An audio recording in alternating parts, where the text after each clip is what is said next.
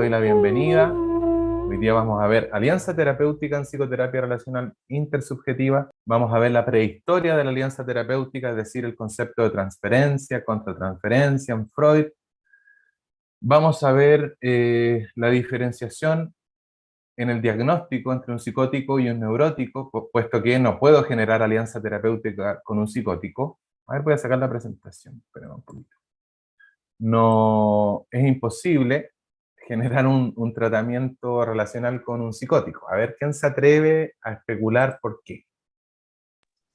O sea, porque no simboliza, no puede discernir entre lo externo y lo interno. eh, no puede separar, ¿no? Eso es lo que decía, imposible de relacionarse correctamente con uno.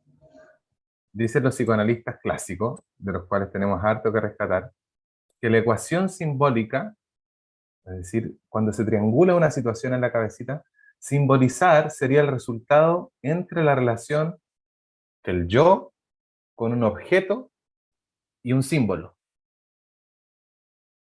Cuando esa capacidad está alterada, o sea, yo no puedo diferenciar al yo del objeto y del símbolo, generan conflictos y problemas de diferenciación entre el símbolo y el objeto simbolizado. Y esto da como resultado el pensamiento concreto que es característico en la psicosis. Yo lo voy a explicar un poquito más adelante. Pero bueno, lo que estoy diciendo en esta introducción es que no puedo generar un tratamiento a un psicótico. Con un psicótico o un limítrofe voy a generar o voy a aprender a tener un trato con él, que no es un tratamiento. Porque yo no puedo operar con la lógica de un neurótico o de una persona que tiene los problemas como nosotros, duda, represiones, confusión, ¿no? Pero que sé diferenciar lo real de lo simbólico y lo imaginario. No puedo tener el mismo encuadre o una alianza terapéutica con alguien que opera con otra lógica. Para decirlo en términos simples, no puedo operar con una lógica de un neurótico o de una persona racional que tiene un yo más o menos coherente y delineado que con un psicótico. ¿Ya? Voy a decir así a vuelo de pájaro que un psicótico es una persona con graves problemas de la identidad y que tiene una desconfiguración en la unidad somático-psíquica, ¿no? Los lacanianos dirían, es una persona que tiene la alteración en la dinámica del deseo, ¿no? Es complejísimo abordar un psicótico. Por tanto, no se puede ahondar en un encuadre clásico, sino que uno puede aprender ciertos tips para tener un trato con el psicótico, no un tratamiento. Acuérdense de eso. Al neurótico le puedo dar tratamiento. A un psicótico, a lo más un trato. ¿Por qué? Porque el psicótico sustituyó el lenguaje habitual con el que nos comunicamos nosotros los neuróticos, ¿no? Que dudamos, tenemos pena, lloramos, nos deprimimos, estamos ansiosos. Él sustituyó ese lenguaje habitual de simbolizar. Es decir, cuando yo les digo a ustedes, me duele el corazón, el psicótico buscaría meterme la mano por la boca para acariciar el corazón. No puede simbolizar. ¿Me explico? Ya. Entonces el psicótico sustituyó ese lenguaje habitual, donde el lenguaje de nosotros es simbólico. Yo digo, me duele el corazón, pero no es precisamente el órgano físico. Todos entendieron que era una metáfora. Y lo reemplazó por lo que el psicoanálisis le llama el delirio. Es decir, su modo de defensa es el delirio. ¿Y cómo se habla con él en la clínica de la psicosis? Uno tiene que hablar a través del delirio y desde el delirio. Entonces, es como yo si sé francés, inglés, portugués, tienen una misma raíz. Pero si el checo es otra cuestión, o sea, es otro idioma, no sonamos, ¿no? Entonces, vamos a ver que esta alianza terapéutica se puede dar solo entre el neurótico y el psicótico. A ver si les muestro un poquito la ecuación simbólica, lo que decía el Alexander delante, que es la imposibilidad de simbolizar. ¿Por qué se los paso esto? Porque esta gente es la que no puede hacer alianza terapéutica. Simbolizar es el resultado de la relación entre el yo, el objeto y el símbolo. ¿Qué quiere decir eso? El paciente psicótico X, no, este es un ejemplo, ¿no? No puede tocar la flauta porque para él es lo mismo que masturbarse. Un paciente neurótico o con trauma, no psicótico, sí puede tocar la flauta y él goza sublimando la masturbación y esto le permite disfrutar el tocar la flauta. ¿No? Es distinto. ¿No? Entonces, una característica del psicótico es que vive en el pensamiento concreto, no duda. Si usted duda si quiere o no quiere una persona, si quiere irse o quedarse, no hay posibilidad que sea psicótico. El psicótico no duda. Por eso Lacan decía, no se vuelve loco el que quiere, inconscientemente, ¿no? El que tema volverse loco es porque inconscientemente le gustaría. Entonces, si usted tiene miedo, el loco nunca sabe que está loco. De hecho, lo niega, ¿no? Entonces, explica Winnicott, la no diferenciación psicótica está provocada porque elementos del yo y de los objetos internos, en términos kleinianos, son proyectados en un objeto externo e identificados con él, ¿no? Hay una identificación proyectiva con objetos externos, ¿no? Entonces, esta parte del yo es confundida con el objeto. Y el símbolo, como una función de un yo, como una función yoica, se confunde igualmente con el objeto que simboliza. Es decir, las palabras son tomadas por objetos o acciones que representan y por este motivo se entorpece la comunicación. ¿Por qué me importa hablar un poco de la psicosis? Porque justamente con el psicótico no vamos a poder hacer alianza terapéutica. Eso tiene que quedarse claro. Eh, y hay que saber distinguir un poquito esas cosas, ¿no? Eh, Sobre todo porque a veces, la terapia es un espacio de intimidad y el psicótico, una de las cosas que siente que ha perdido es la identidad. O sea, por lo general, la percepción del psicótico al no tener un yo es una persona como que yo conozco varios psicóticos, he tenido pacientes psicóticos, son personas que se sienten como transparentes, como que su identidad no existe, o como que se la robaron, o la secuestraron, está afuera, ¿no? Alguien la tiene, alguien tiene algo mío, ¿no? El último paciente que tenía, ¿te acuerdas, Facu? Él decía que Piñera le tenía un chip en la cabeza y que le enviaba a los policías, ¿no? Y miraba por la ventana a veces y decía que estaba Piñera afuera, ¿no? Vigilándolo, ¿no? Eh, entonces, uno no le puede decir este es un espacio de intimidad o decirle, por ejemplo, a un psicótico, sí, yo te entiendo, porque si le digo te entiendo, él lo puede sentir como una cuestión tremendamente atacante. O sea, me entiende, está dentro mío. Y después te va a tirar. Vos estás adentro mío, tú estás adentro mío, ¿no? O sea, uno no puede actuar empáticamente como lo haría un terapeuta humanista con un psicótico. Requiere de un encuadre distinto. Entonces, acuérdense que a un neurótico se le da un tratamiento, a un psicótico un trato. ¿Por qué? Porque hay que saber cómo mantenerse con él, cómo vincularse hasta cierto punto, porque dentro de los derechos existe el derecho a estar loco, ¿no? Entonces, de repente ya está peligroso, ¿no? La psiquiatría intenta borrar los síntomas y desde el psicoanálisis entendemos que a veces la única herramienta de autodefensa que tiene el loco. Cuando le borra los síntomas a pura pastilla derivan en otra enfermedad más potente, ¿no? Entonces, vamos a partir de la premisa que no todo es curable, no todo es tratable. Eso es una cuestión que tenemos que grabar mucho los terapeutas y abandonar la idea de Superman. No, no es recomendable que un terapeuta, por lo menos yo no preparo a terapeutas para psicóticos, ¿no? Es casi imposible estar cerca de un psicótico y salir indemne, ¿ya? Siempre te va a tirar, va a arrojar algo, te va a salir rajada una vestidura. ¿Qué tengo que saber entonces? El trato con el psicótico. Estereotipado, distancia, tengo que saber. Si me toca un pariente, un familiar, un amigo, qué angustia tiene para no sobrepasarla, ¿no? Tratar de que se acerque a sus relaciones, un trato más estereotipado. Ellos tienen su delirio y nosotros vamos a tener una teoría, ¿no? Nuestra teoría es que no vamos a trabajar con psicóticos.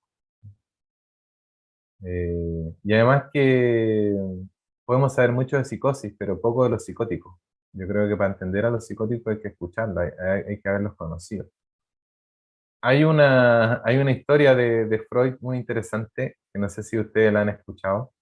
Dice que un paciente, un psicótico, le reclama a otro la indemnización porque le ocupó el caldero que le había prestado. O sea, dijo, yo le presté un caldero y se lo presté y usted me lo devolvió con un agujero, ¿no?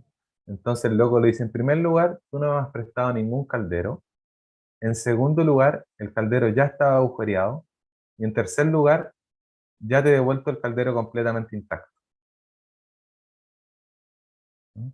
Entonces, la relación con un psicótico es muy distinta, muy distinta. Por eso, insisto que es un terreno donde no nos vamos a meter. En la relación terapéutica, para armar una alianza tenemos que estar claros de que la persona no está psicótica. Si está psicótica, para eso las entrevistas preliminares, ¿ya? Ok. Entonces, vamos a partir con un meme, ¿no? Este es el meme. Todos llevamos un adulto afuera. ¿Qué, qué les dice esta foto? ¿Qué se les viene? ¿Por qué es necesaria eh, y tan importante esto de jugar con el meme en relación a este ramo?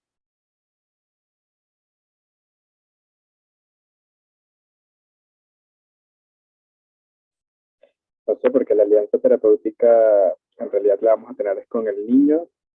En realidad, como siempre hemos dicho, pues, al final terminamos trabajando con los niños y no con el adulto. Claro, súper. Bueno, ahí Martín se adelantó a lo que íbamos a explicar, le achuntó justamente la prehistoria de la alianza terapéutica, hace alusión a Freud. Antes de que exista el concepto de alianza terapéutica, existió el concepto de transferencia, que yo lo voy a explicar en palabras simples porque yo sé que le gusta que se lo explique bien sencillo. ¿Qué es la transferencia? Una parte del paciente o de cualquier relación, cualquier vínculo con nuestros amigos, con nuestras parejas, con nuestros jefes, nos va a generar transferencia. Es una parte del paciente en este caso, porque estamos hablando de la terapia, que no es consciente, que está reprimida, que está escindida y que son embestidas, que embisten la relación actual. Es decir, es una parte de nosotros que convive anónimamente, que está siempre y que no pudo sentir satisfacción en momentos infantiles y se va a aprovechar de la situación actual para ver si puede satisfacerse. Las personas tienen dos partes, una parte adulta, como dice el meme, y la parte infantil. Todos, sin excepción, dice hoy Otto Kemper o todos los grandes titanes de la psiquiatría y del psicoanálisis, tenemos dos partes. Milton Erickson, el genio de la psicoterapia, decía que nunca es tarde para tener un niño feliz. Todos hablan de estas dos partes. Y una parte es la parte adulta que es consciente, que vive en el principio de realidad, dice el psicoanálisis, que es la parte que se pone neurótica, ¿no? La de las relaciones objetales, ¿no? La que vive en la realidad. Y la otra es la parte infantil, que es inconsciente y que es implícita. ¿Se acuerdan las primeras clases? La memoria implícita, el conocimiento relacional implícito, que se aprende desde niño. La parte narcisista, la parte que se taima, ¿no? La parte que se asusta, la parte que compite. Bion, otro psicoanalista, le llama la parte psicótica.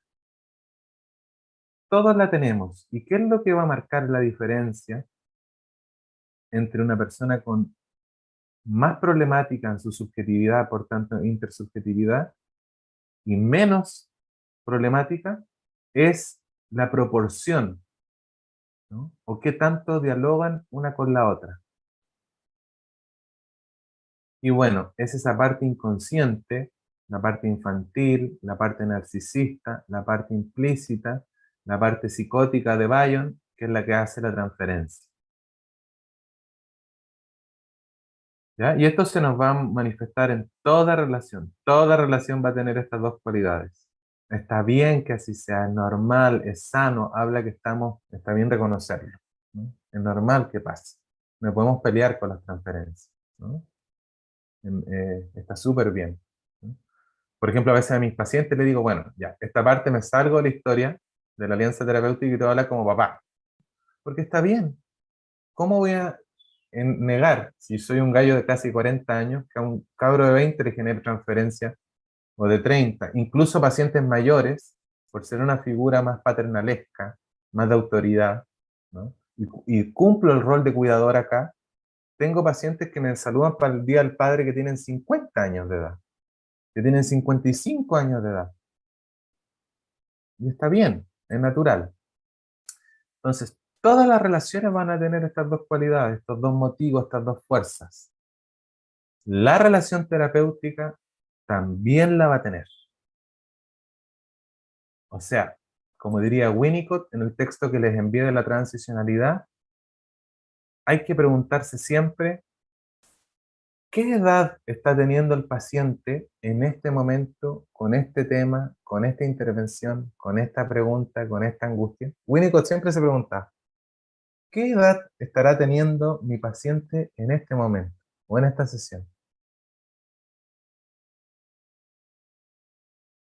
Y yo también me puedo preguntar, como persona terapeuta, en la vida, cuando me pasa algo, ¿qué edad tuve ahí? Cuando bloqueo a alguien, cuando me enojo, cuando me taimo, cuando, no sé, cuando me descarrilo, ¿no? ¿Qué edad estoy teniendo ahí? ¿No? Como digo yo, como para que nos demos cuenta y nos tratemos con cariño. Si fue una reacción de 8 años, no me voy a culpar tanto, ¿no?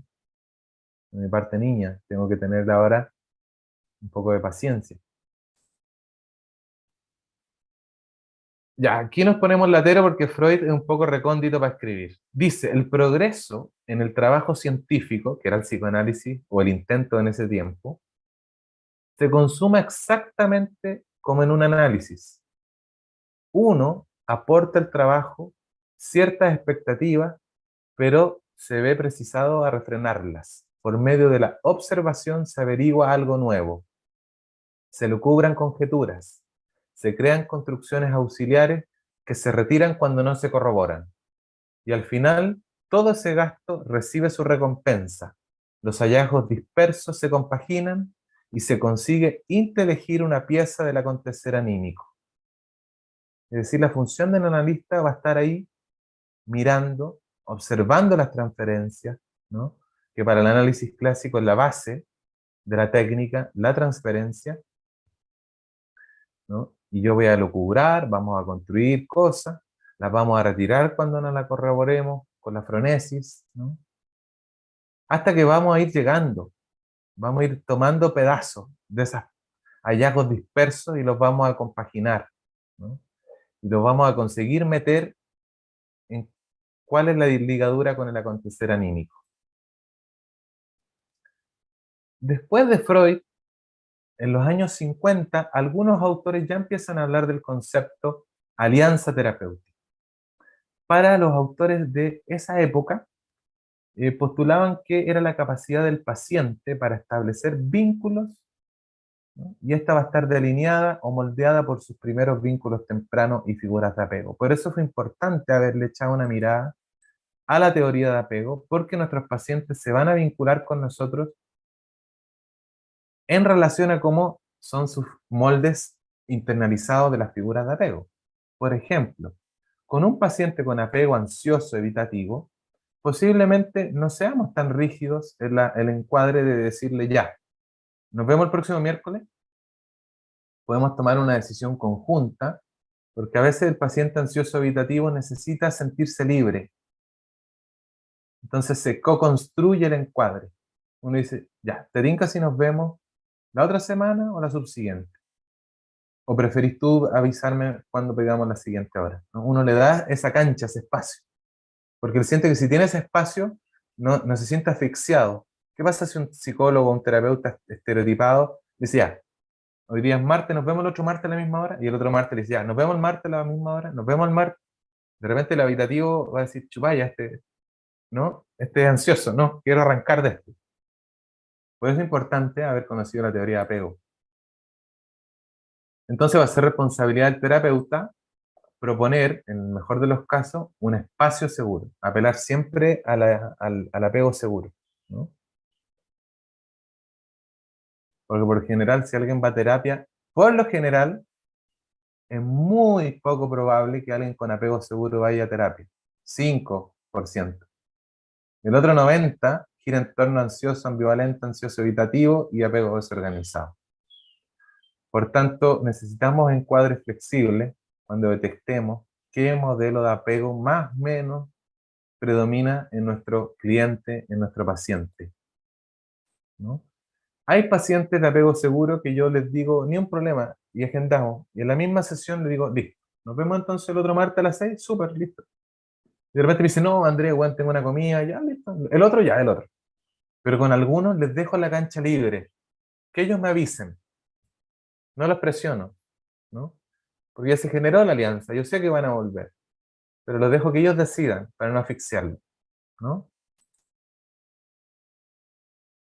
Entonces, es responsabilidad del terapeuta, dicen los autores tradicionales, de crear un espacio seguro, donde el paciente niño pueda nacer, crecer, si es que está congelado, si es que es trauma complejo, hay partes que tienen que recién nacer, recién caminar, recién dar los primeros pasos, y los de apego más seguros no quieren nacer ni crecer, sino que quieren desarrollarse o profundizarse, porque hay pacientes que llegan a profundizarse, ¿no? Ya están bien sólidos en términos basales y estructurales, ¿no?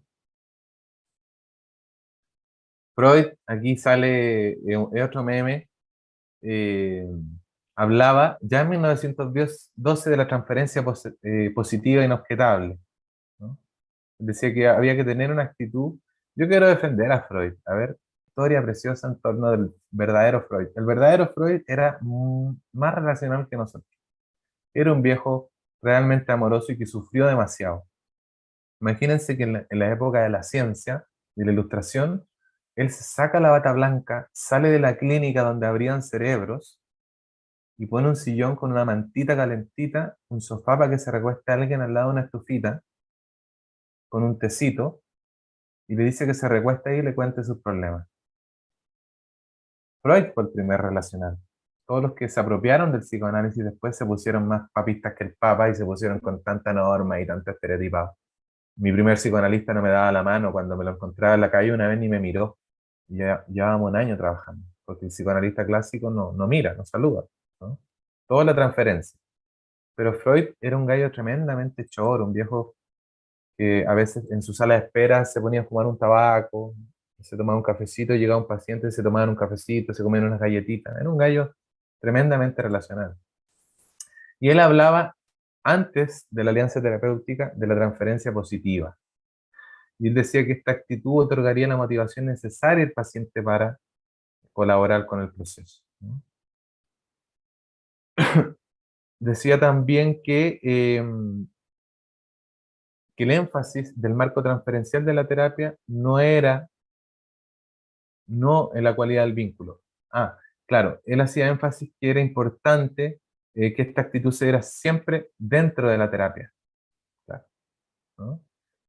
Entonces vamos a decir que el concepto de transferencia, que es la prehistoria, es decir, la antesala es del modelo clásico, a lo que hoy día conocemos como alianza terapéutica, dice o designa, ¿no?, en psicoanálisis, que es el proceso en virtud de los cuales los deseos inconscientes del paciente se actualizan sobre los objetos actuales.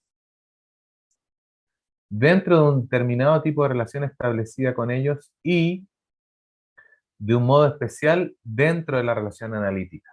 Una cuestión muy particular que se da en la relación analítica.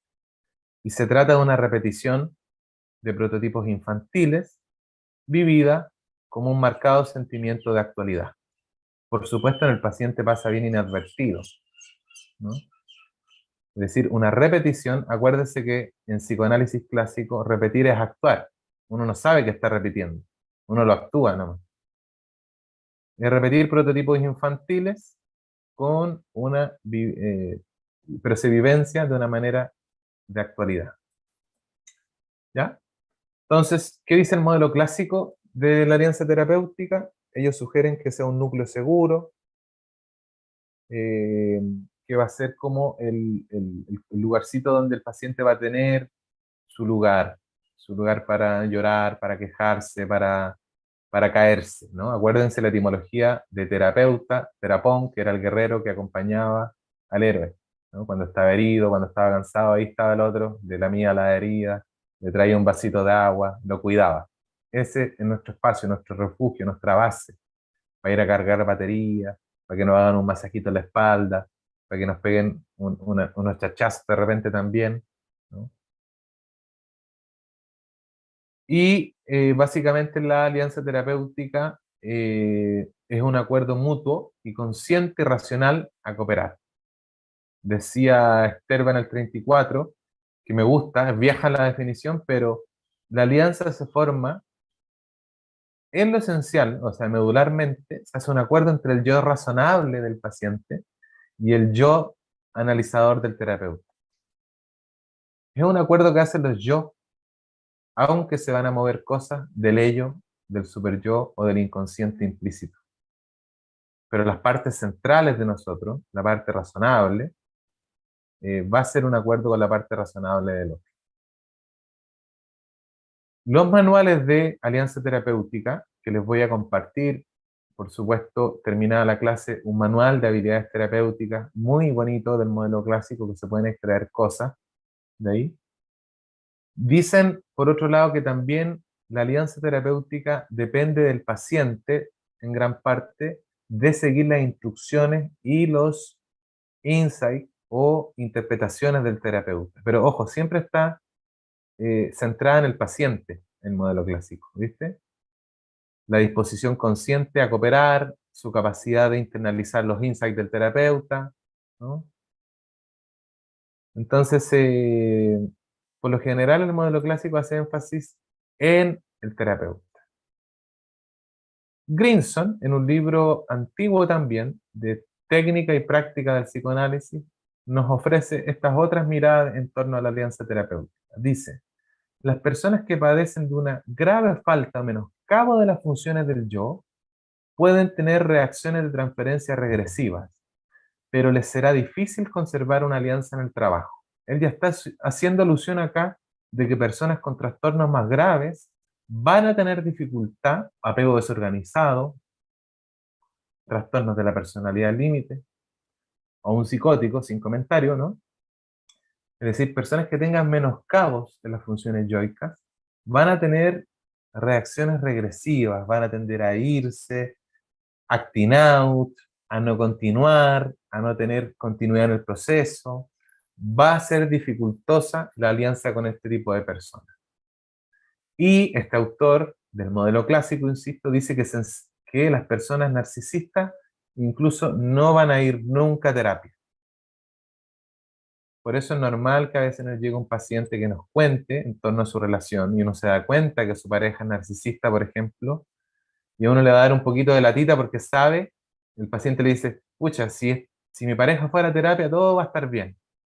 Pero uno ya sabe que es muy poco probable que un narciso vaya, ¿no? Porque ellos tienen sus propios códigos, ellos tienen la ley con la que dictaminan el mundo, están todos mal menos él, ¿no? Entonces este autor dice que los narcisistas por lo general no van a ir y van a tener mucha dificultad los terapeutas para hacer alianza con los narcisistas. Y por otro lado, en este libro, este autor dice que la capacidad que tenga el paciente de formar una alianza de trabajo va a depender de su motivación realista de desear ayuda por la cooperación del terapeuta. Esto hasta cierto punto es bien cierto. Es bien cierto. Después vamos a ver que muy pocas veces funciona una terapia cuando alguien viene mandado por. Cuando llega una persona y uno le dice, bueno, ¿y qué cosas te gustaría ver? No, que mi esposa me dijo que esto me podría hacer. Ahí no va a generarse algo muy profundo. Después vamos a ver Algunos tips que les voy a dar en torno al encuadre. Hay algunos pasos que extraje de un libro que se llama La terapia centrada en las soluciones, ¿no? Que es un poco de PNL y un poco de terapia humanista.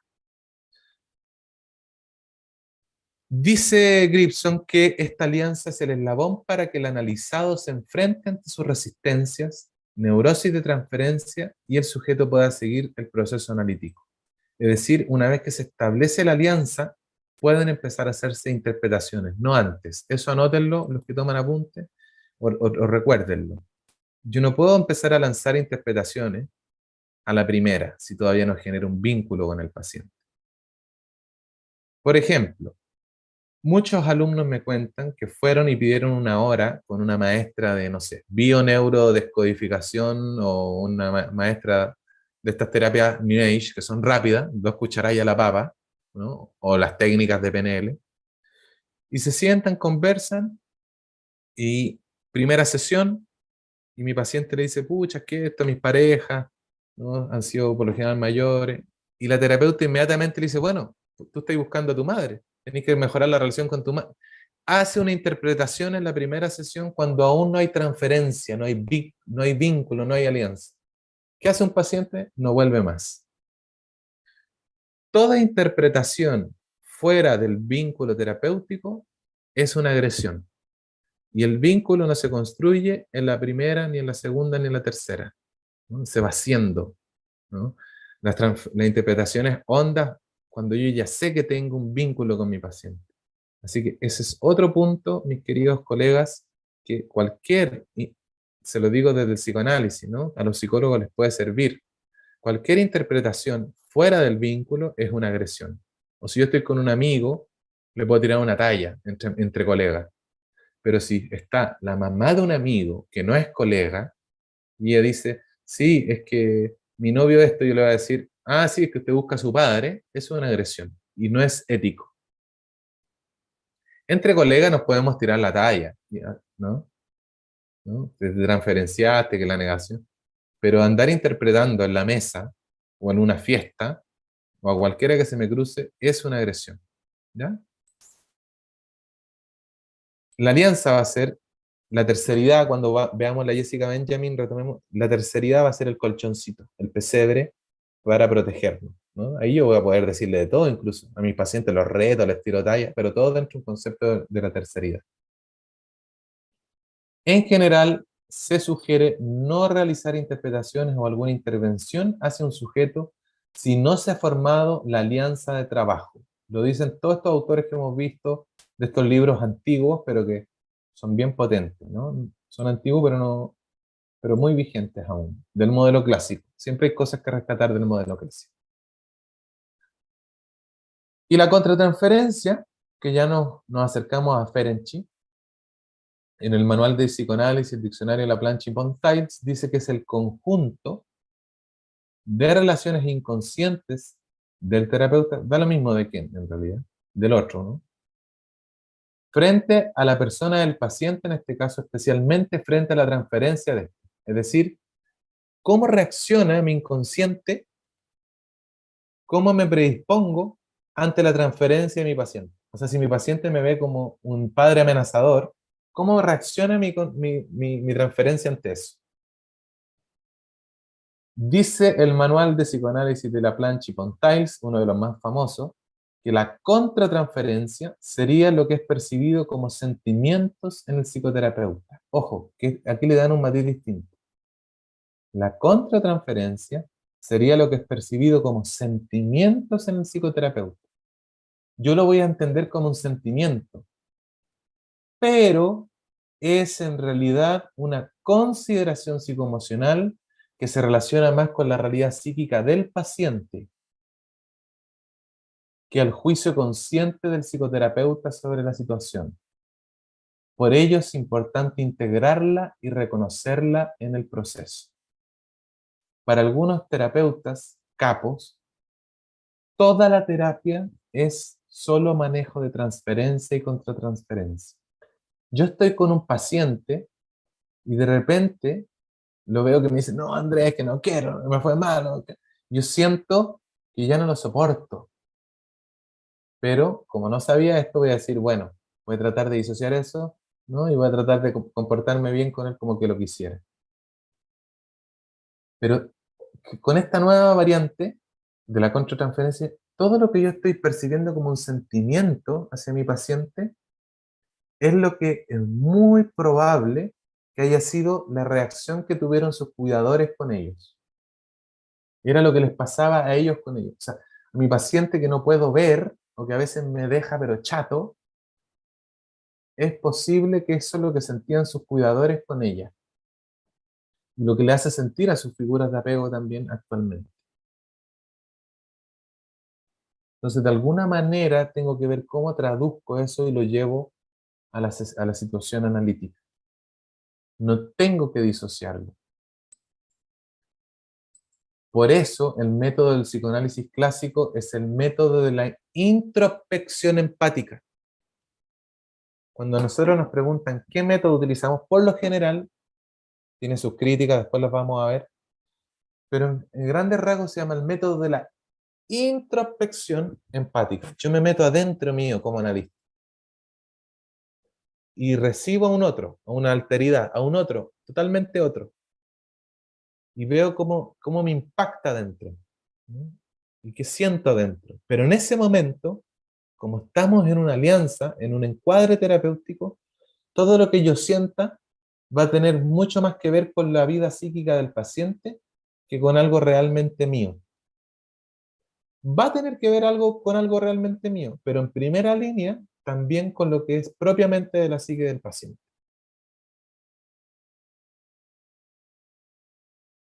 ¿Ya? Y eso que yo siento con este paciente tiene que ver mucho más con él que conmigo, en el encuadre. ¿Ya? Tranqui, que vamos a andar más para allá. Dice nuestro querido amigo Carl Gustav Jung, existe una influencia del consultante en el inconsciente del psicoterapeuta y también influyen los propios complejos y resistencias del psicoterapeuta en el proceso, advirtiendo la necesidad de análisis personal del terapeuta. Dice el viejo Jung, aún la mejor preparación sería incapaz de instruirlo sobre la totalidad del inconsciente. ¿Qué quiere decir esto? Que nunca, aunque nos hayamos leído y tengamos un doctorado en esta cuestión, vamos a tener la papa, el sartén por el mango. Por eso lo importante la dona Orange cuando dice que debemos sostener nuestras teorías con ligereza, porque siempre podemos estar equivocando. O sea, primera cuestión que empecemos a asumir que somos falibles, que nos vamos a equivocar, y está bien. Los cuidadores también se equivocaron. Lo bueno que dentro de la terapia mientras más terapia y trabajemos nos vamos a equivocar en la medida de que el paciente necesita que nos equivoquemos de esa manera y no de otra. Vamos a fallar, decía Winnicott, en la medida que se necesita que fallemos de esa manera. ¿Para qué? Para poder conectar con la herida. El inconsciente del paciente va a precipitar la falla y nosotros vamos a caer, pero lo que va a ser novedoso de esto es que vamos a resolverlo de una manera distinta a la original. Vamos a ver otros autores de la prehistoria del psicoanálisis relacional, que es la Elizabeth Zetzel y Ralph Gibson, que vimos recién. El término alianza terapéutica se le atribuye a la Elizabeth Zetzel del 1956, y ella más o menos alude en su ensayo de la alianza terapéutica que es una especie de pacto entre el paciente y el terapeuta en torno a un objetivo común. Vamos a tomar eso y después vamos a ver algunos detalles para que ustedes hagan sus encuadres. Y en realidad, Ralph Gibson hizo el concepto de alianza de trabajo, ¿no?, en la clínica. Y dice que la relación racional, relativamente no neurótica, es decir, la parte más sana de uno, que hace posible la cooperación decidida del paciente en la terapia. Todos estos autores post-freudianos, porque son del año 50, 60, post-Freud, hacen énfasis en los derivados de los procesos intrapsíquicos del paciente. Aún están en el mito de la mente aislada. No contemplan aún la subjetividad del terapeuta, porque todos estos autores que estamos hablando están más centrados en la predisposición del paciente, en los acuerdos racionales, en los objetivos de trabajo, ¿no? Pero aún no considera, el enactment es cuando ya se considera en el mundo más contemporáneamente la subjetividad del terapeuta, que influye. Todavía estamos en la prehistoria, no existe el enactment todavía. ¿Ya? Por supuesto, nunca voy a dejar de poner ninguna clase de mi vida al más grande de todos los tiempos, Sandon Ferenczi, ¿no? Que él fue el primero en proponer, siempre lo pongo en algo porque fue el primero en todo, ¿no? Fue el primero en proponer que el terapeuta debía ser una persona real que impacta la matriz transferencia contra transferencia. Me voy a atrever a decir que es el primer psicoanalista relacional intersubjetivo de la historia. Aunque todavía no existía, el psicoanálisis relacional intersubjetivo nace a fines de los 80, Ferenczi murió el año 33, pero, como soy un poco atrevido, voy a decir que Ferenczi sí fue el primer psicoterapeuta relacional e intersubjetivo. Él le dice a Freud que no quiere trabajar más en el diván y que las neuróticas no están fantaseando haber sido abusadas por el papá, sino que sí realmente sufrieron abusos y que sí realmente necesitan una persona real que sienta con ellas el dolor. ¿Ya? Y critica la técnica clásica y plantea la importancia de los factores ambientales, la relación terapéutica y la afectividad. Ferenczi, cuando aprendió con Freud la técnica estándar, él era portador de la teoría de la neutralidad, la abstinencia y el anonimato. Bata blanca, el paciente cuenta la historia y el doctor interpreta. Hasta que una vez, Ferenczi, acuérdense que fue el primero en abrir una agrupación de médicos en defensa de la homosexualidad. Él entrevistaba a muchos homosexuales que mataban en ese tiempo, y uno de ellos le dice, doctor, cuando le cuento mis problemas, cómo me trata, usted es frío, igual que mi papá cuando le conté que era homosexual. Usted es frío, distante, y no me refleja ninguna emoción. Y ahí Ferenczi dijo, ya, a la mierda el libreto, a la mierda eso de ser neutro y distante y frío. Y le dijo, la verdad, hijo, que te entiendo, te apoyo. Y ahí fue, Ferenczi se dio cuenta que este paciente vivió un contraste, que un cuidador de jerarquía, como un doctor que refleja la transferencia al padre, un cuidador, le decía que lo apoyaba y lo quería. Y eso fue más terapéutico que todas las sesiones que habían tenido. Entonces Ferenczi fue el primero en criticar la ley de anonimato, ¿no? Por eso el anclaje histórico a todos los autores y terapeutas relacionales siempre va a ser Ferenczi, ¿ya? Incluso las discusiones que él tenía con Freud ante esto son justamente la base del giro del psicoanálisis contemporáneo. Para Ferenczi el trauma no era la fantasía de las histéricas de haber sido abusadas, sino que era algo real. Y lo traumático no era solamente el acto, sino la no respuesta del adulto, la desmentida, la ausencia de reconocimiento o la ausencia de un testigo empático. Ahí lo resumí porque tengo toda una clase muy larga de Ferenczi que la doy en otro seminario, pero eso es como lo que dice en Confusión de Lenguas, ¿no? En todo su trabajo. Esta es una joya que el que quiera y le guste y quiera gozar de la vida y convertirse en un gran psicoanalista o psicoterapeuta debería leer alguna vez. Es el Diario Clínico de Sandon Ferenczi de 1933, que en realidad eran sus escritos personales, los riesgos que tomaba, las técnicas que practicaba, que son la base de todas las terapias humanistas. Él inventó la silla vacía, él inventó las terapias bioenergéticas, él inventó la teoría de las relaciones vegetales, la calidad de los cuidadores, que después tomó Winnicott, la madre suficientemente buena, y le pusieron sin simpatía no hay curación a ese libro. Ferenczi decía que tenía que haber simpatía en la relación. Y no solo que el paciente, o sea, el terapeuta tenía que caerle bien al paciente, sino que al revés. Mis pacientes también me tenían que caer bien. También teníamos que tener un grado de cariño, ¿no? Y así esto que hacemos no es trabajo, ¿no? ¿No? Es un privilegio realmente acompañar a otros. Y Ferenczi en este libro postula que ya esa postura fría del terapeuta distante, indiferente, este intento de ser objetivo por ser científico, parcial y desconfiado, ¿no?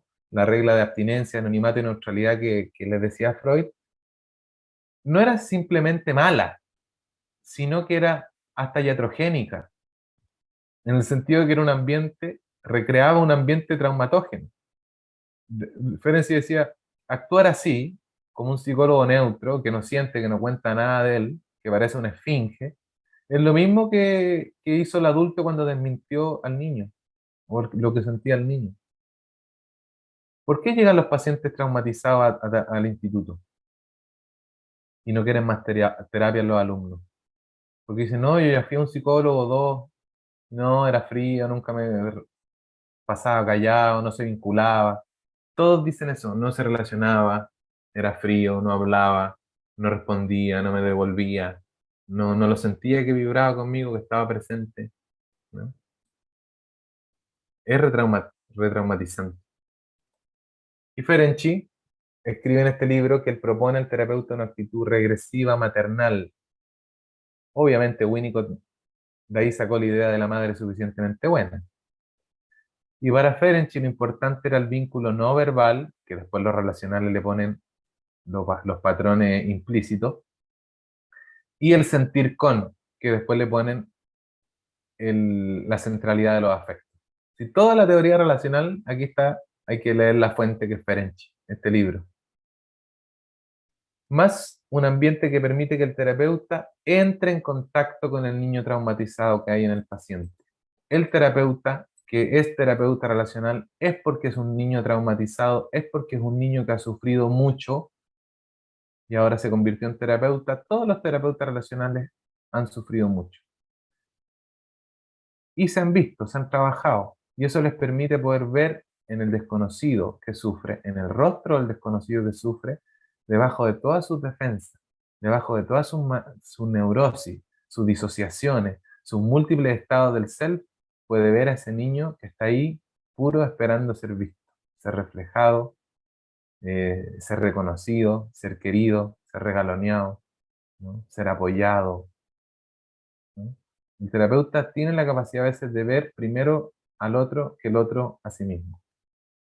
Tanto que el terapeuta lo empieza a ver que el otro va a terminar viéndose, ¿no? Tanto que el terapeuta vio a ese niño que está ahí por nacer, a ese niño que está ahí esperando cariño, a ese niño que tiene mucho que dar, que va a terminar viéndose.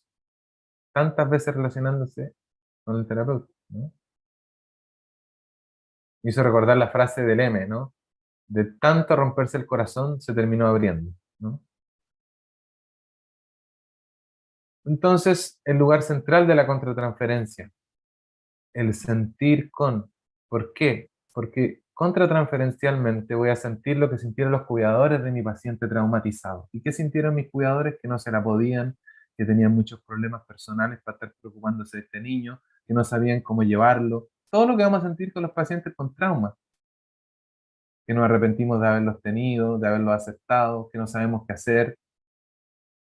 Y Ferenczi dice, cuando estemos sintiendo eso, tenemos que poner nuestro corazón en una actitud de madre, una actitud de la Virgen María, porque justo ahí vamos a hacer el compost, adentro de uno, adentro mío.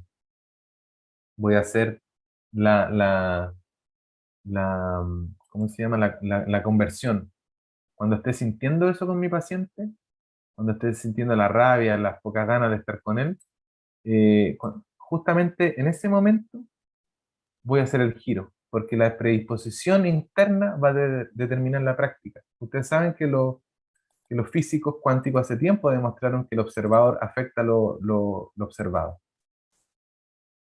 Si yo estoy sintiendo el odio o el desprecio por mi paciente, que es lo que sentían sus cuidadores con ellos, por eso quedan sus moldes objetales, ahí mismo tengo la oportunidad de poner cariño. Ahí mismo tengo la oportunidad de sentir afecto, sintonía, paciencia, optimismo. No furor curandis, pero sí proponer el ánimo sanandis, poner el ánimo, el espíritu, el entusiasmo que tenemos que tener los terapeutas relacionados. Por eso es normal que cuando estemos con un paciente con trauma, sintamos contratransferencialmente que lo odiamos, que me da una lata, que es muy fome, que tiene muchos problemas, que no sé cómo miércoles abordarlo, que no sé qué miércoles decirle, que me confunde, que me cansa. Voy a estar sintiendo todo eso. Y si lo estoy sintiendo es porque realmente estoy sintiendo con el otro. Es decir, está bien que lo esté sintiendo. Cuando estoy chato de un paciente y no tengo que decirle, es porque está todo yendo bien. Y ahí donde yo aprovecho de hacer la conversión. Y ahí empiezo a poner la bendición. Y ahí empieza a descender la función trascendente que habla Jung. Y ahí empieza a descender el sistema O de Bion. Ahí es donde empieza a descender el Espíritu Santo. En mi corazón, en el centro del corazón del terapeuta. Por eso si uno se encomienda a la gente que tiene fe, antes, que sea el Espíritu Santo que actúe en mí, eso ocurre. Por eso los sacerdotes rezan antes de empezar. Para que lo que salga de ti, no solo de tu boca, tenga origen en el corazón, en el espíritu.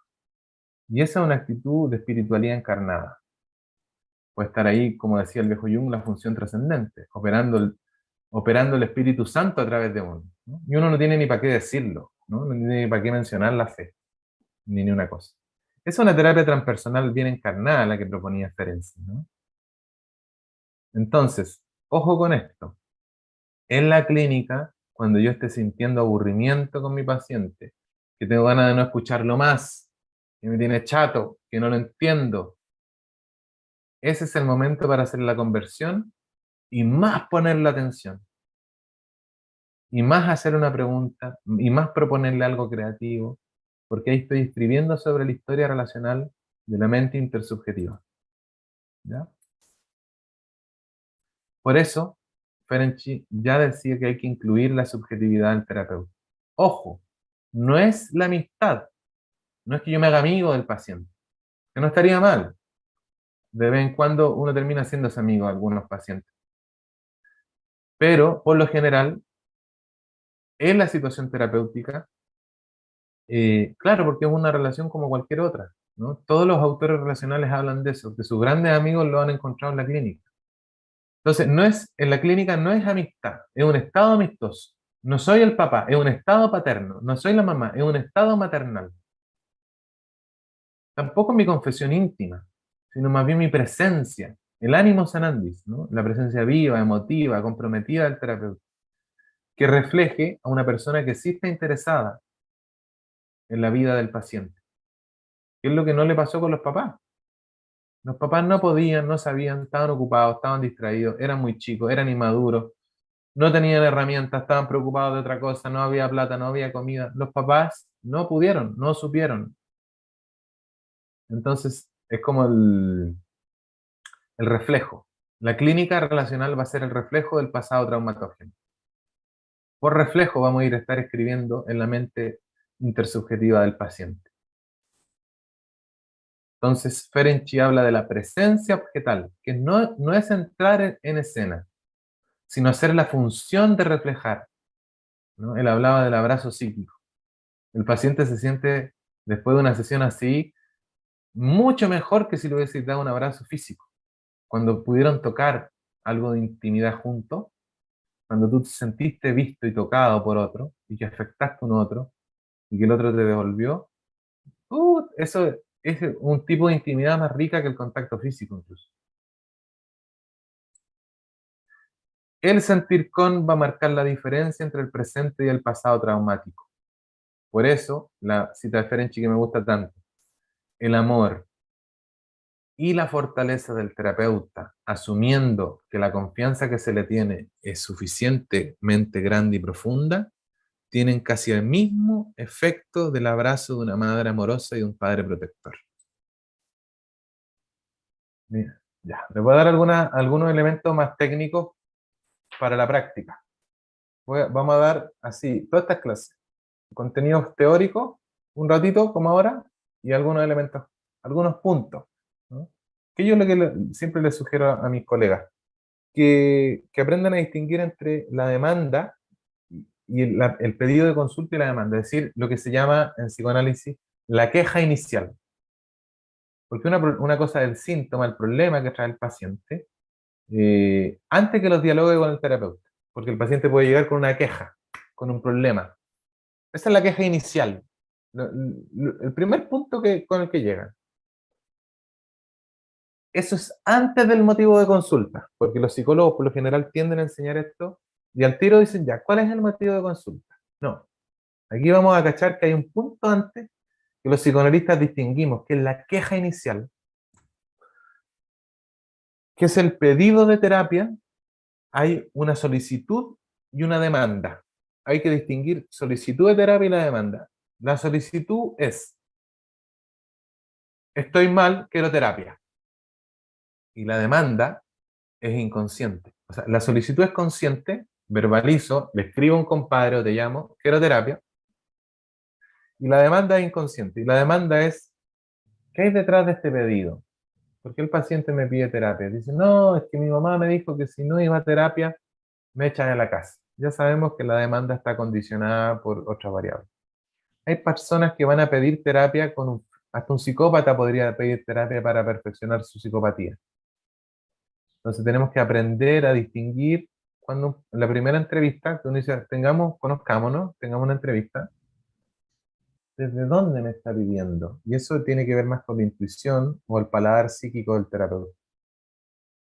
La solicitud y la demanda. La demanda es lo que más me importa. La demanda es, uno puede detectar, esta persona realmente quiere curarse, está dispuesta a todo.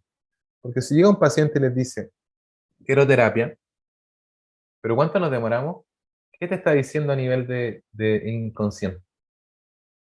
¿Qué es lo que dice su demanda? Quiero algo breve, quiero demostrarle a mi esposa tal vez que voy a terapia, ¿no? Lo que más me importa a mí es la demanda, que es el inconsciente.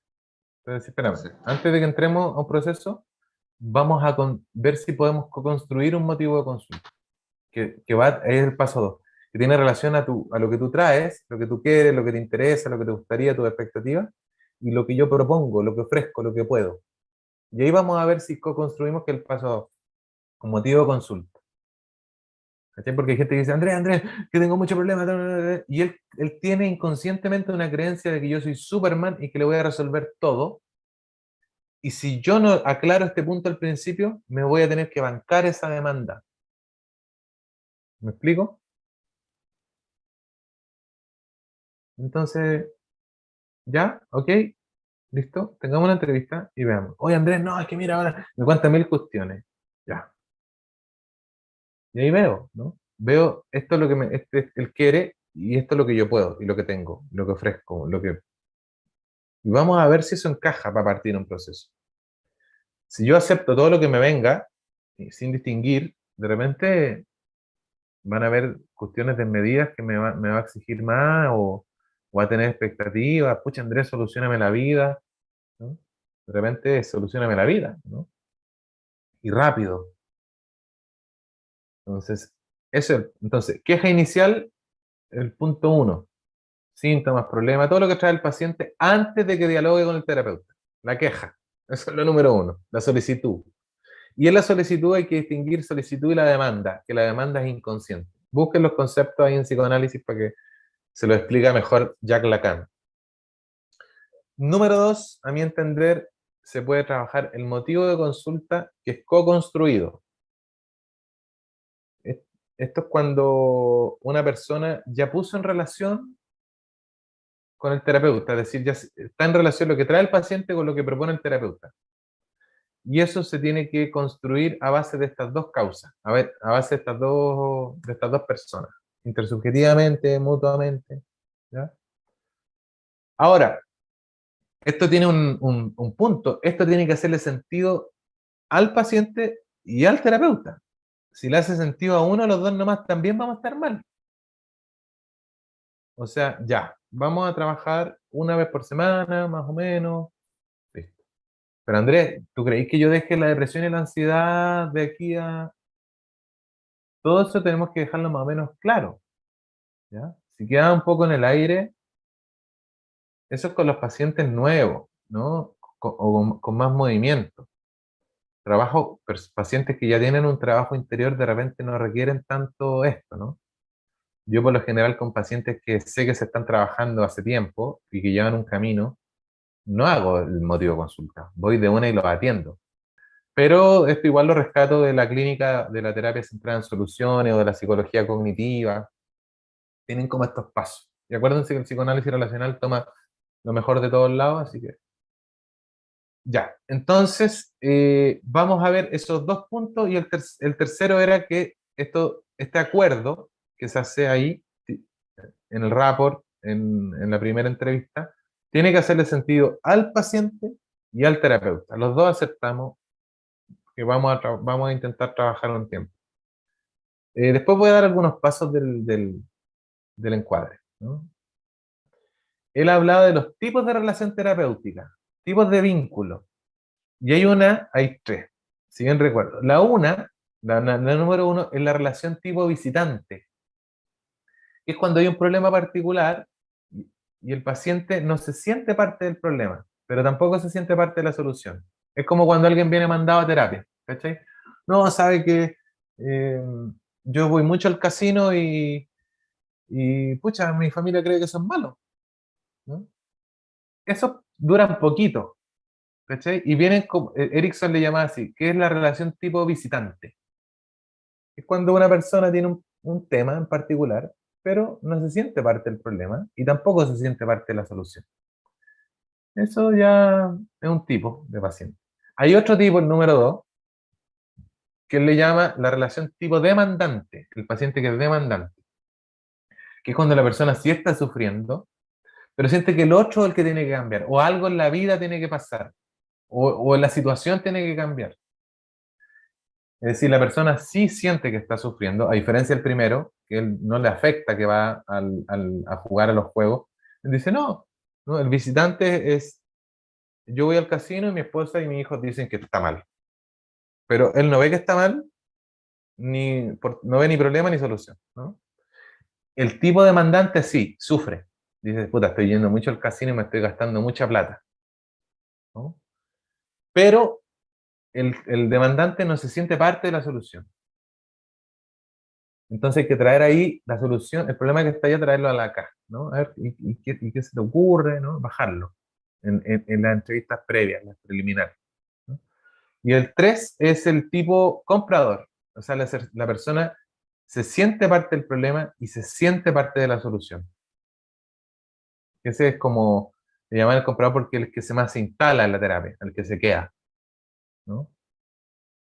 En los dos primeros hay que hacer ajustes, por supuesto. No podemos actuar con un visitante como si fuera un comprador.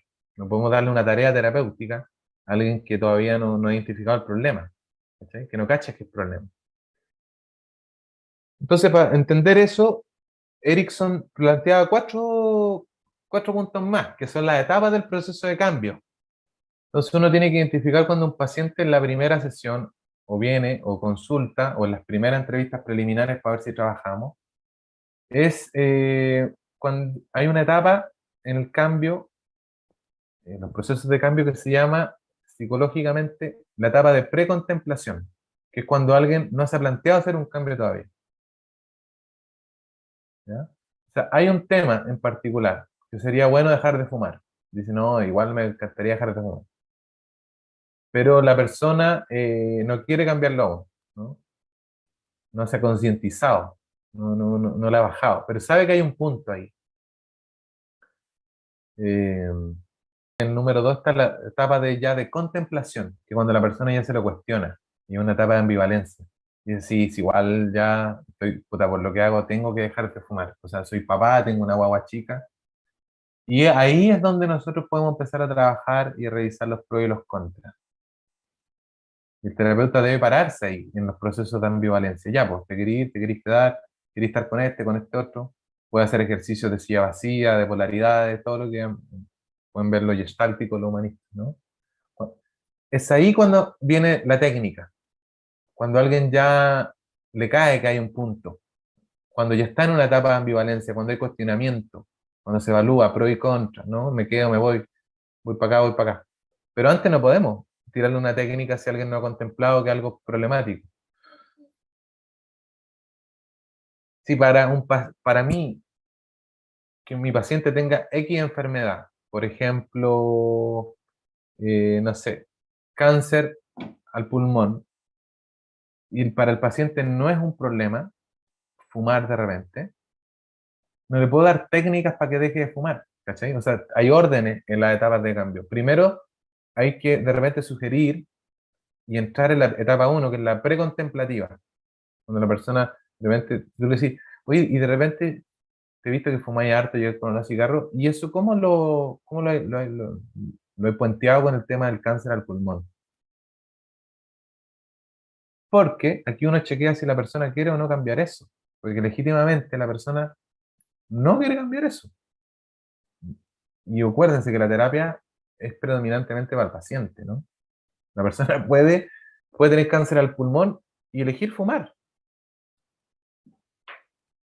Entonces uno lo puentea ahí, ¿cachai? ¿Cómo hay puenteado esas cosas? ¿Cómo hay relacionado eso de fumar tanto y el cáncer al pulmón? Cuando la persona dice, sí, ¿sabéis que no lo había relacionado? ¿Sabéis qué? Sí. Un poquito más adelante ya la terapia va a entrar en la etapa de cuestionamiento. Hay cosas que se diglutan con el tiempo y va a entrar en una etapa de ambivalencia, donde se evalúan las cosas, ¿no? Y ahí entramos a hacer sillas vacías y técnicas. Y ahí pasamos a la etapa 3, que es la de preparación, ¿no? La etapa de acción. Ya, ¿qué vamos a hacer? ¿No? Cómprate una pasiflora, haz ejercicio, haz el ejercicio de las terapias conductuales, poner un frasco a las colillas, olerlo de vez en cuando. Vamos a hacer algunas metas a corto plazo, ¿no? No hay que reflexionar tanto ya en la etapa de preparación, cuando vamos a ir al acto, a trabajar esos puntos. Estamos hablando netamente de soluciones, ¿no? De temas resolutivos. ¿No? Esto ya es fuera del psicoanálisis. Y la etapa 4, con este tipo de pacientes, sería la de la mantención. Dice Erickson que ya, lograste un cambio, pero hay que mantenerlo, hay que sostenerlo. Y tenemos que bancarnos las recaídas. Los pacientes van a tener recaídas y hay que tener paciencia y entenderlas como un proceso normal. Le pasa a los adictos, les pasa a todos, en toda dinámica, ¿ya? La situación de la recaída. Este orden, en las etapas de cambio, estas estrategias que sugieren los ericksonianos ayudan a que una persona, por ejemplo, en precontemplación, no se le dé una tarea de mantención, ¿no? Es como que no le pase un juguete de 5 años a un niño que tiene 2, ¿no? Dicen que la mitad de la terapia es cuando está bien formulado el motivo de consulta. Por eso es importante lo de la alianza. ¿A qué venimos? ¿Qué vamos a hacer? ¿Qué querís tú? Tiene que estar bien planteado. Y tiene que ser formulado, decía Milton Erickson, en primera persona, algo que yo puedo cambiar, que yo quiero trabajar, que no le corresponde al campo del otro. O sea, estos son como algunas sugerencias para los terapeutas que ya están empezando a hacer clínica, es que le ayudan al paciente a formular claramente y en primera persona el motivo de consulta, algo que yo quiero trabajar, ¿no? Que yo realmente puedo. Y plantearlo en positivo, decía Erickson. O sea, no quiero dejar de, sino quiero empezar a, ¿no? Pero funciona mejor por algunas variables neurológicas, inconscientes, si yo lo propongo más que en el hacer algo, en incorporar algo, en vez de eliminar algo, funciona mejor. Entonces, el motivo de consulta para Erickson se tiene que formular bien en la mitad de la terapia, se formula en primera persona, algo que yo puedo y que no depende de los demás, y algo propositivo. Por ejemplo, voy a hacer, ¿no? El problema del paciente es que está muy sedentario y está entrando en peso. No nos concentramos en que deje de comer el pancito. No. ¿Qué vamos a hacer? ¿No? Incorporamos algo en vez de eliminar algo.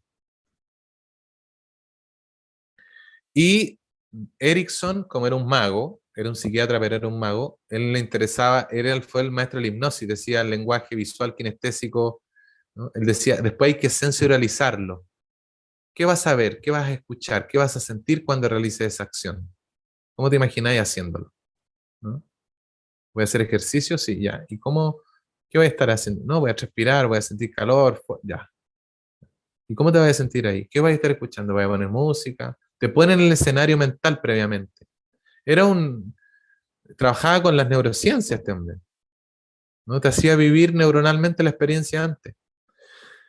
el que sea sensorializado, esta habilidad terapéutica dentro de la alianza, que tú le ayudes a tu paciente a sensorializar, a vivenciar, ayuda a corporalizar la vivencia previamente, aterrizarla, a que sea específica.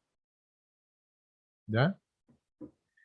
Y siempre estas decisiones, decía Erickson, tienen que ser en cuarto lugar, ecológicas. Cuando se hace el motivo de consulta, tiene que ser ecológico. ¿Qué quiere decir eso? Que la decisión que vaya a tomar no afecta a otros. O, ojo, que esto no lo dijo Erickson, pero yo lo agrego, o que no afecte a otras partes mías. Ya, quiero ser una persona pacífica, me dice viene un paciente, primera vínculo, estamos haciendo alianza terapéutica, y me dice, quiero ser una persona pacífica, no quiero enojarme, quiero eliminar la rabia. Ahora, ese objetivo puede ser no ecológico, porque su parte rabiosa se puede quedar frustrada. Por tanto, Erickson siempre recomienda chequear. Esa palabra es muy ericksoniana, chequeen. A ver, tú le decís, ok, ¿quieres dejar de ser rabioso? ¿Quieres ser más pacífico? ¿Cómo se siente? Vamos, conectemos un poquito con la parte rabiosa. A ver si queda conforme con esta decisión o con esta tarea que nos queremos proponer. A ver, conectemos con la parte rabiosa. ¿Cómo se siente? Entonces hay que chequear, ¿no? Esta decisión, este cuarto punto que sea ecológico, no tiene que afectar a los otros, a mi hermana, a mis hijos, a mi mamá, al perrito, pero tampoco a otras partes mías, que vamos a ver que tenemos varias partes en el siguiente módulo de disociación. Entonces, ¿cómo queda mi parte rabiosa o enojona cuando le pongo que quiero ser totalmente pacífico? ¿No? Bueno, nosotros nos vamos a encargar siempre en los primeros encuadres de la alianza terapéutica, en los primeros vínculos. Esto es como por debajo, ¿no? Pero téngalo siempre presente, que tenemos que chequear un poco el ambiente facilitador, diría Winnicott.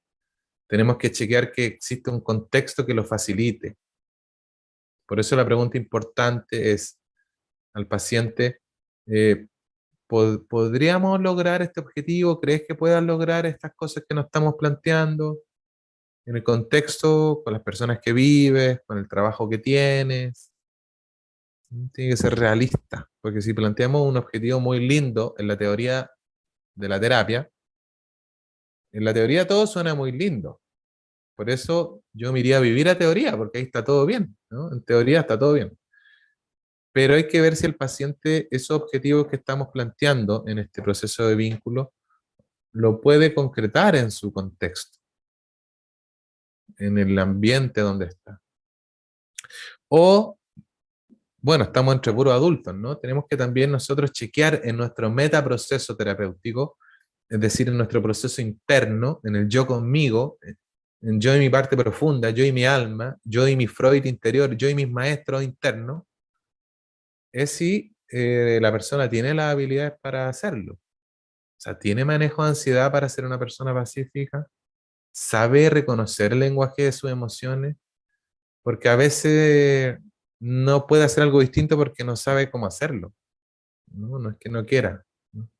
Entonces las personas tienen habilidades, por eso es bueno de repente que un paciente vaya a un curso de constelaciones familiares, de flores de Bach, que vea la serie Mi Otra Yo, porque se despiertan cosas. Pueden ser vivencias terapéuticas que le pueden dar luces, ¿no? Le pueden hacer reconocer por reflejo, por resonancia límbica sus emociones, ¿no? Entonces puede que le sea bueno ir a vivencias terapéuticas que no van a reemplazar nunca la terapia conmigo, porque lo que va a curar es el vínculo sistemático conmigo. Y por otra parte, yo también les recomiendo es que le echen una mirada, esto es una reflexión personal del últimos tiempos, que me pasó con una persona cercana, qué onda las creencias y el sistema de valores, ¿no? El sistema religioso de nuestros pacientes.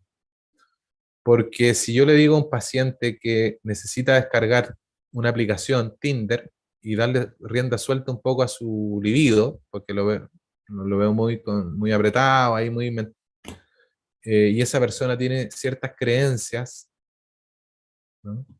O que le pueden significar que eso es lujuria, que eso se va a ir al infierno, que eso es el diablo, ¿no?